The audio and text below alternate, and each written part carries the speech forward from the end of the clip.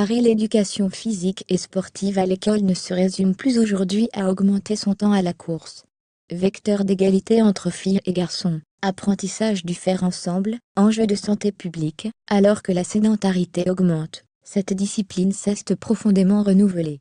Au début des années 1980, les cours de sport deviennent mixtes. Mais il ne suffit pas de mettre filles et garçons ensemble pour aller vers l'égalité. Il faut aussi réfléchir aux pratiques et au contenu des cours pour ne pas reproduire les stéréotypes, explique Claire Pontet, professeure d'éducation physique et sportive et formatrice auprès des enseignants dans l'académie de Caen.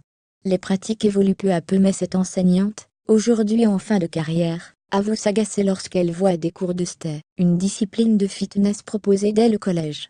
Il y a plus intéressant que ça, et en plus cela renforce les stéréotypes, déclare-t-elle à l'AF peu avant la journée du sport scolaire mercredi. Pour les sports collectifs, les équipes mixtes sont de mise. Le professeur doit avoir les mêmes attentes, quel que soit le sexe des élèves, en danse et en foot par exemple, et veiller à ce que filles et garçons accèdent au même rôle, quel que soit le sport. Prendre en compte filles et garçons, mais aussi sportifs, et ceux qui le sont moins. Autrefois, les visaient principalement les élèves très sportifs. Aujourd'hui, on s'emploie à amener tous les enfants dans la pratique sportive, y compris les plus éloignés, relève Benoît Montaigu, enseignant dans l'académie de Nice.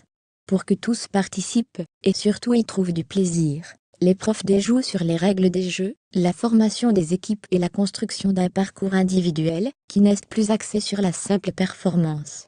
Ainsi, au bac, une partie des points est attribuée à la construction de cet entraînement, et à la connaissance de ses capacités physiques en fin de scolarité. Une discipline fondamentale, l'offre s'est également diversifiée. Marie, 17 ans, en terminale à Paris, a choisi pour son épreuve du bac l'acrosport gymnastique acrobatique, le badminton et l'endurance. Tout le monde trouve quelque chose à son goût, même ceux pour qui le sport est un supplice, lance-t-elle. On pratique avec les autres, on apprend à faire ensemble, résume François Lavie, professeur d'éducation physique et sportive à Clermont-Ferrand et président de l'association des enseignants de cette discipline, l'AI. L'époque où le professeur donnait le départ du bout de la piste, et faisait passer les élèves un par un est finie. Ce professeur construit des groupes autonomes d'élèves. En athlétisme, l'un sera chargé de chronométrer, l'autre donnera le départ, le troisième observera la course en notant ce qui va ou ne va pas selon lui. En sport collectif, l'arbitrage est délégué à un groupe d'élèves, même si c'est compliqué, car chacun doit se concentrer sur une règle, ajoute Monsieur Lavie. On leur demande aussi de relever les statistiques, nombre de fois où l'équipe a le ballon, où elle tire, où elle marque, etc. pour en tirer des enseignements. À l'école élémentaire, un élève a 3 heures d par semaine, mais dans la réalité seulement 2 heures en raison de la pression du français et des maths, regrette Claire Pontet. L'est rarement citée dans les disciplines fondamentales.